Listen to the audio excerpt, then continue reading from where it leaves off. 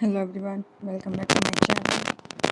आज हम अपना मॉर्फोलॉजी ऑफ फ्लावरिंग प्लांट्स में सेकंड लास्ट टॉपिक देखेंगे सीड होता है ovule after fertilization develop into seed is made up of seed coat and embryo and endosperm.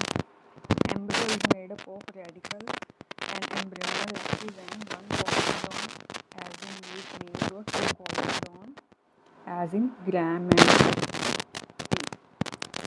तो मोटे मोटे बात सीड क्या होता है, ओव्यूल आफ्टर फर्टिलाइजेशन सीड में चेंज हो जाते हैं। उसके बाद आता है स्ट्रक्चर हम देखेंगे डाइकोट सीड का और मोनोकोट सीड का। सबसे पहले हम देखते हैं डाइकोट सीड की outermost covering of seed is seed coat. It has two layers, outer testa and inner tegmen. Hilum is scar on the seed coat. Above hilum एक small pore होता है micropyle. Within seed coat is embryo consisting of embryonal axis and two cotyledons. Cotyledons are often fleshy and full of reserved food material. और embryonal axis के दो ends पे present होते हैं radical and Plummer. और dicot seed होता है वो नॉन एंडोस्पर्मस होता है। ये क्या टर्म आती है ये आगे आएगी। इसके बाद आता है structure of monocot seed. Generally endospermic होते हैं एक्सेप्ट ऑर्चिड नॉन एंडोस्पर्मिक होते हैं। In the seeds of cereals and maize seed coat is membranous and generally fused with fruit wall. Endosperm is bulky and store food. Outer covering of endosperm separates the embryo by proteinaceous layer called aileron layer. Embryo is small and situated in groove at one end of endosperm. It consists of one large and shield-shaped cotyledon known as scutellum. क्या होता है एक large and shield shape cotyledon होता है जिसको हम scutellum बोलते हैं। शॉर्ट एक्सिस होती है with plumule and radicle. They are enclosed in a sheath called coleoptile and coleorhiza respectively. की प्लूमल और रेडिकल है उनकी अलग अलग शीट्स होती है, प्लूमल की कोलेपेटाइल एंड रेडिकल की कोलोराइजर। अब on the basis of amount of endosperm seeds दो टाइप के होते हैं, एक्स एल्ब्यूमिनस सीड और नॉन एंडोस्पर्मिक, और एल्ब्यूमिनस सीड और endospermic seed. Non endospermic seeds होते हैं ऐसे सीड्स होते हैं जिसमें कोई भी रेजिडुअल एंडोस्पर्म नहीं होता। कोटिलेडोन थिक होते हैं, फ्लैशी होते हैं, फूड को स्टोर करते हैं। लेकिन एंडोस्पर्म होते हैं जो वो कम्प्लीटली कंज्यूम हो जाता है एम्ब्रियो के द्वारा। इसके एग्जांपल होते हैं मोस्टली डाइकोट जैसे कि ग्राम, पी, मैंगो, मस्टर्ड। लेकिन फ्यू मोनोकोट भी है, orchids, Amorphophallus and Vallisneria. Biology is all about exceptions. Questions हमेशा एक्सेप्शन से ही पूछे जाते हैं। जो चीज़ कॉमन होगी वो तो सभी को पता होगी। तो अगर आपको सभी से आगे निकलना है कि तो जो चीज़ अलग से दी हुई है वो एक क्वेश्चन बन सकता है। तो मोस्टली तो डाइकोट होते हैं, ये तो सभी को पता है। लेकिन जो एक्सेप्शंस हैं वो फ्यू मोनोकोट्स भी हैं। ऐसे ही अब एंडोस्पर्मिक सीड्स होते हैं, इसमें सीड एंडोस्पर्म का एक पार्ट रिटेन कर लेता है। कोटिलेडोन थिन एंड मेम्ब्रेनस होती है। एंडोस्पर्म इसमें कम्प्लीटली यूज नहीं होता है ड्यूरिंग एम्ब्रियो डेवलपमेंट। अब इसके एग्जाम्पल हैं मोस्टली मोनोकोट, सैरल्स, मिलेट्स, पाम। जो डाइकोट्स होते हैं कास्टर, पॉपी, कस्टर्ड, एप्पल। अब इसके बाद आता है पेरिस्पर्मिक सीड की जो न्यूसेलस होता है वो जनरली यूज़ हो जाता है, बट कुछ केसेस में ये आउटसाइड एंडोस्पर्म रह जाता है एक थिन लेयर पेरिस्पर्म की फॉर्म में। इसके एग्जाम्पल हैं beetroot, castor, black pepper.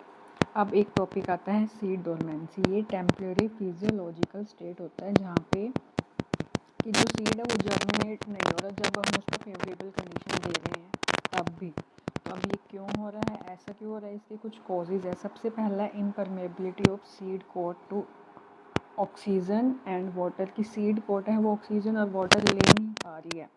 Seed coat mechanically hard है तो वो ग्रोथ को रेजिस्ट कर रही है, जैसे मस्टर्ड में एम्ब्रियो ही उसके अंदर इमेच्योर है तो वो ग्रो नहीं करेगा। और कुछ केमिकल कंपाउंड्स हैं जैसे कि जर्मिनेशन को रोकते हैं ABA और फेरुलिक एसिड, तो उसकी वजह से भी सीड डोरमेंसी हो सकती है।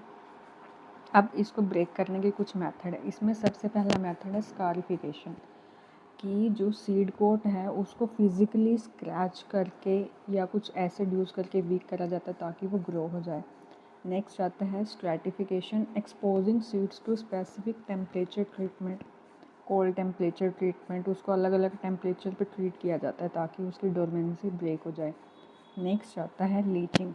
सीड्स को थोरली पानी से धोते हैं रनिंग वाटर में ताकि जो उसके ऊपर भी केमिकल इनहिबिटर्स या कुछ भी है तो वो हट जाए। उसके बाद आता है chemicals by use of gibberellic acid और साइटोकिन्स टू काउंटरैक्ट डोरमेंसी। फिर आता है light exposure, exposing the seeds to specific light wavelength. Generally हम यूज करते हैं सीड्स को करने से पहले उनको थोड़ा सा तो हम उनको धूप दिखा देते हैं। अब आता है dispersal of fruit and seed. अब डिस्पर्जल होता है बाय फॉलोइंग मेथड। सबसे पहला मेथड आता है डिस्पर्जल बाय विंड, जिसको हम बोलते हैं एनीमोकोरी। फिर आता है dispersal by water hydrochory, dispersal by animal zoochory, dispersal by self explosive mechanism autochory. अब हम इनको एक एक करके देखते हैं। एनीमोकोरी, अब ये है characteristics of fruit and seed की, उसकी करेक्टरिस्टिक क्या होंगी जिनमें एनीमोकोरी होती है, यानी जिनमें डिस्पर्जल बाय विंड होता है। विंड से हो रहा है तो कि वो लाइट वेट फ्रूट और सीड होना चाहिए। ड्राई फ्रूट है वो नॉन फ्लैशी होना चाहिए। लाइट वेट सीड है जैसे ऑर्चिड्स में, ग्रासेस में। विंग्ड सीड्स एंड फ्रूट्स में विंग्स होनी चाहिए कि स्ट्रक्चर थोड़ी थोड़ी विंग जैसी होती है ताकि वो डिस्टेंस में कवर कर सके, जैसे कि मोरिंगा और चिंचोना में। नेक्स्ट आता है पैराशूट मैकेनिज्म। कुछ फ्रूट्स एंड सीड्स में सरफेस अपेंडेजेस होती हैं जो पैराशूट की तरह काम करती हैं ताकि फ्रूट एंड सीड एयर में लंबे समय तक रहें और लॉन्ग डिस्टेंस कवर कर सकें, जैसे कि पेपस। हेली कैलिक्स होता है फैमिली कंपोजिटी में, ट्राइडेक्स में। ये हमने देखा था मॉडिफिकेशन ऑफ कैलिक्स होती है। बंच ऑफ हेयर टफ एल्सकोनिया में हेयरी अपेंडेजेस होती हैं कॉटन सीड्स में, और बैलून लाइक अपेंडेजेस होती हैं फिजालिस में। अब आता है सेंसर मैकेनिज्म। इस मैकेनिज्म में सीड डिस्पर्जल होता है वो कैप्सूल फ्रूट में पोर की वजह से होता है, पेपावर में, एरिस्टोलोकिया में, एंट्राइनम में। नेक्स्ट आता है रोलिंग मैकेनिज्म। कुछ फ्रूट्स में stormy wind roll on the ground and scatter distance लेके हवाई उससे दूर दूर तक फैल गए, इनको हम टम्बल वीड बोलते हैं। आर्किमोन में, एमरैंथस में। आर्किमोन, एमरैंथस, टम्बल वीड इंपॉर्टेंट टर्म है।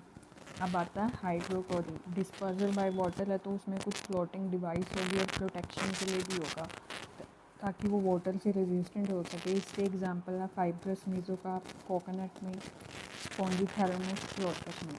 फिर आता है जूकोरी बाय एनिमल्स। अब एनिमल्स में तो वो या तो एडिबल हो, वो खा सकें, स्पाइनी या स्टिकी हो ताकि उनकी बॉडी पे चिपक जाए वो। स्पाइंस होते हैं एक्रांथस में, हुक्स होते हैं जैंथियम एंड एरिस्टिडा में। स्टिकी फ्रूट एंड सीड्स होते हैं बोरेविया में। क्लोम में फ्रूट स्टिकी होता है, विस्कस सीड स्टिकी होते हैं। ऑटोकोरी यानी सेल्फ डिस्पर्जल एक्सप्लोजिव मैकेनिज्म होता है। कुछ फ्रूट्स होते हैं इतनी ज़ोर से खुलते हैं कि अपने आसपास सारे सीड्स बखेर देते हैं सारी डायरेक्शन में। इसका एग्जांपल है बाल्सम फ्रूट। अब है एक्बेलियन स्क्वाटिंग कुकम्बर। इसमें cucumber fleshy and spiny fruit wall होता है, उसके अंदर एक म्यूसिलेजिनस मास होता है सीड्स का। अब थोड़ा सा भी कोई डिस्टर्बेंस हुई तो वो स्टॉक की टिप पे होता है, वो टूट जाता है और वो बहुत ही ग्रेट फोर्स से उसको स्प्रेड कर देते हैं। ये होता है ऑटोकोरी। ये NCERT.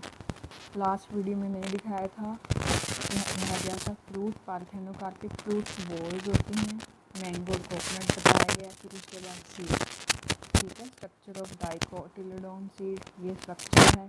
Cotyledon, plumule, radicle, seed coat, hilum, micropyle, ये देखो, ठीक है। अब है ये मोनोकोट सीड।